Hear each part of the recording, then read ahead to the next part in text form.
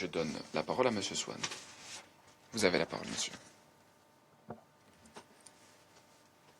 Madame la Présidente, Mesdames et Messieurs les membres du Conseil, merci de me donner la possibilité d'intervenir pour la première fois depuis que j'ai pris mes fonctions en tant que représentant spécial et chef de la MONUSCO. Cette intervention survient près d'un an après l'accord de paix qui a été signé à Washington entre la République démocratique du Congo et la République du Rwanda. Avec l'accord du cadre Doha pour une paix globale et avec les efforts de médiation entrepris par l'Union africaine, ces processus ont fixé un cap afin de régler de façon pacifique le conflit dans l'est de la RDC. Il est désormais essentiel de maintenir cette dynamique. Il est essentiel que les engagements pris par les signataires soient pleinement honorés. Madame la Présidente, distingués membres du Conseil de sécurité, la situation sécuritaire dans l'Est de la République démocratique du Congo demeure complexe, volatile et dévastatrice pour les populations. Des combats intenses se sont poursuivis entre l'Alliance Fleuve Congo, mouvement du 23 mars, soutenu par les forces de défense rwandaises, et avec les forces armées de la République démocratique du Congo, les Wazalendo, et dans certaines localités, les forces démocratiques de libération du Rwanda, FDLR. Les principales zones de conflit de ces récents affrontements ont été 1. Rubaya, au nord Kivu, un important centre minier. 2. Les environs de Rutshuru, également au nord Kivu, où des combats ont opposé l'AFCM 23 aux FDLR et à leurs alliés. Et 3. Les hauts plateaux du sud Kivu, où les FRDC et leurs alliés affrontent l'AFCM 23 et ses alliés Twiraneho, pour le contrôle de la ville stratégique de Minembwe. Les affrontements dans ces zones ont continué d'impliquer l'emploi des drones offensifs, d'artillerie et d'armements lourds, qui ont gravement intensifié les risques sur les civils ainsi que sur les infrastructures.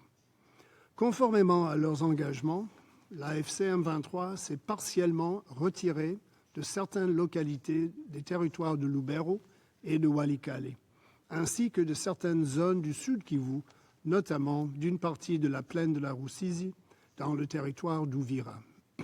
Le groupe poursuit néanmoins la consolidation de structures administratives parallèles dans les zones sous son contrôle.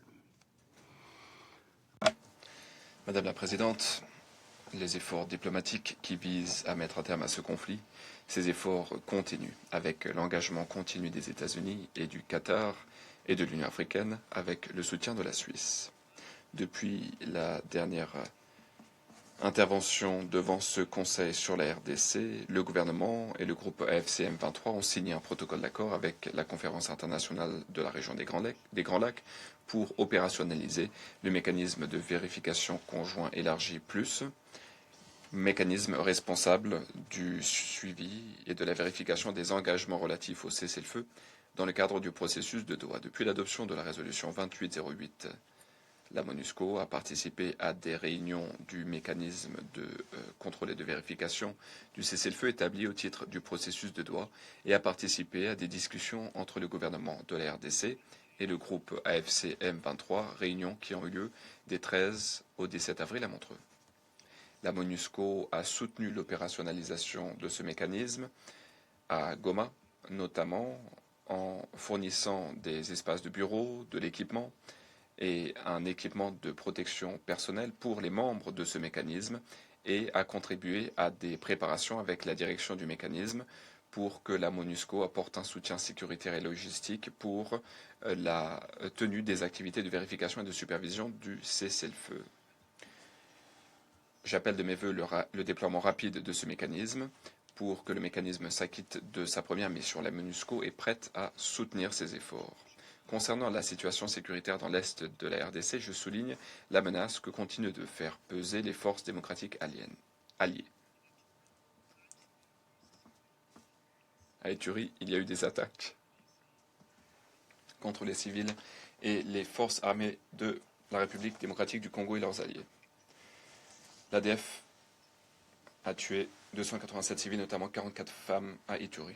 Dans le nord du Kivu, le groupe ADF, les violences commises par ce groupe ont diminué de façon temporaire au début du mois de cette année, mais tout cela a repris dans le territoire de Beni au cours de ces dernières années, avec 66 civils tués, notamment 17 femmes. Et le plus lourd tribut aux conflits armés dans l'est de la RDC.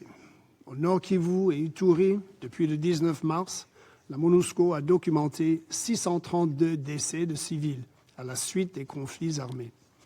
L'accès humanitaire reste gravement entravé dans ces zones, en dépit des efforts renforcés de la MONUSCO visant à protéger les populations civiles et à soutenir l'acheminement de l'aide. Au cours de la même période, notre Bureau conjoint des Nations Unies aux droits de l'homme a documenté 1221 violations et atteintes aux droits de l'homme à travers le pays, y compris des violences sexuelles liées au conflit commis par des groupes armés et par des membres des forces de défense et de sécurité, ayant touché 2968 victimes, dont 392 femmes et 378 enfants.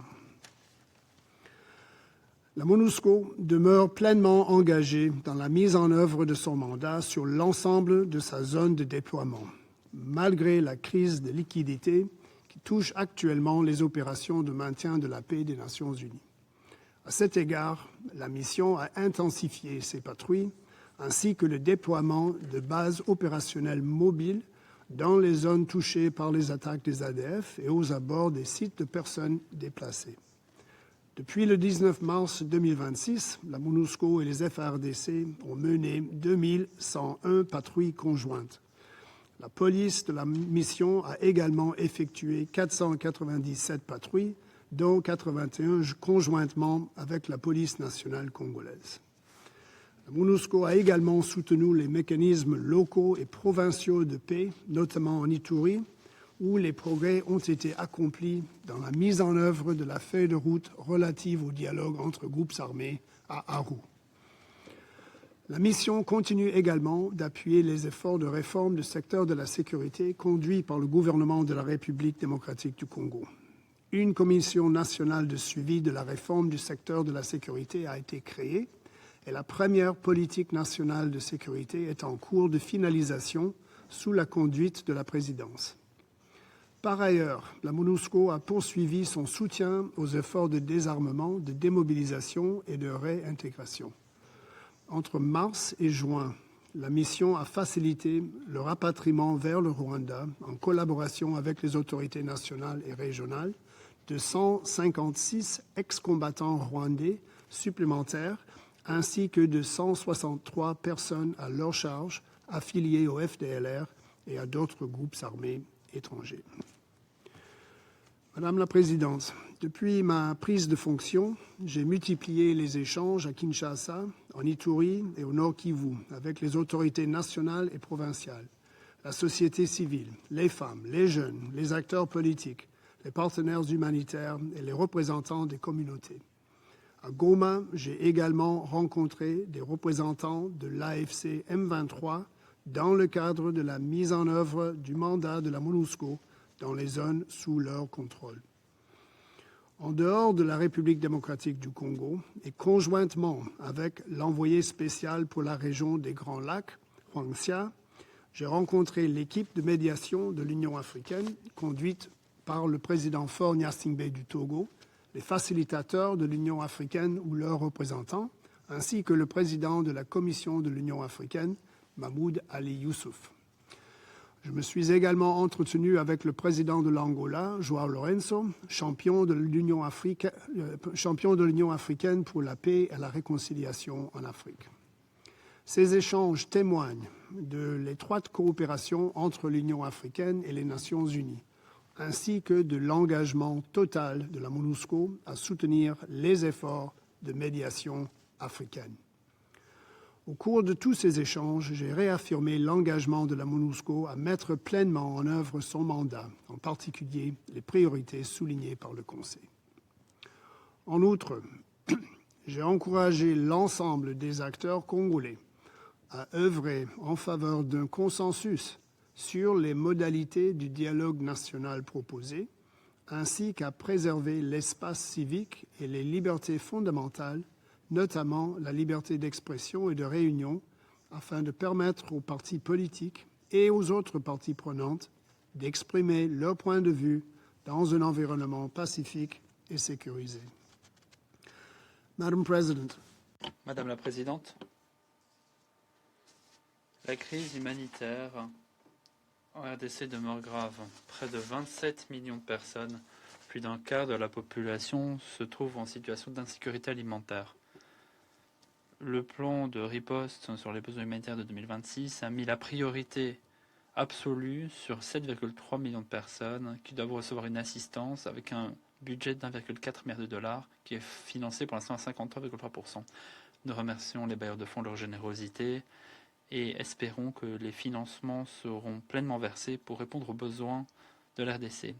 La fermeture des banques à Goma et la fermeture des aéroports de Goma et de Kavumu continuent de représenter des difficultés pour la population civile. C'est un effet sur l'acheminement de l'assistance humanitaire vitale dans ces régions. Nous avons toutes les parties à accorder la priorité aux besoins humanitaires en concluant des accords de réouverture de ces installations. Je condamne la violence commise contre les acteurs humanitaires. Je la condamne la plus fermement possible. 4 travailleurs humanitaires ont été tués en RDC depuis le début de l'année. Madame la Présidente, le gouvernement de la RDC a déclaré une flambée de virus Ebola le 15 mai. L'Organisation mondiale de la santé est en première ligne de la riposte de santé publique de l'ONU en collaboration étroite avec la CDC africaine et ses partenaires et sous la houlette du gouvernement congolais. La MONUSCO soutient ces efforts dans le cadre de ses moyens en continuant à mettre en œuvre pleinement ses mandats dans les zones de déploiement. En dépit de la riposte significative en place,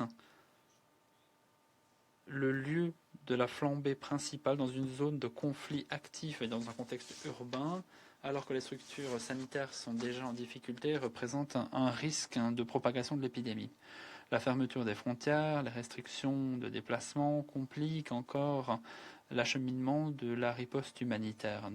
Je remercie les États de la région de leur progrès, ce qui permet de lever ces obstacles, ce qui a permis des mouvements transfrontières contrôlés du personnel humanitaire et du personnel de l'ONU. En conclusion, Madame la Présidente, j'appelle toutes les parties aux accords de Washington et de Doha à préserver les acquis diplomatiques, à consolider les progrès dans la mise en œuvre des protocoles d'ores et déjà signés, à permettre des débats sur les questions qui portent sur les protocoles restants, notamment les volets humanitaires, et, en un mot comme en mille, à continuer à avancer sur la voie d'une paix durable. Je réaffirme les appels du secrétaire général enjoignant toutes les parties à respecter pleinement leurs engagements au titre des résolutions 2773 et 2808 du Conseil de sécurité qui réaffirment le respect de la souveraineté, de l'indépendance, de l'unité et de l'intégrité territoriale de la République démocratique du Congo et qui ouvre la voie à un règlement pacifique du conflit dans l'est du pays. La MONUSCO continuera à soutenir les aspirations de paix, de sécurité et de développement de la population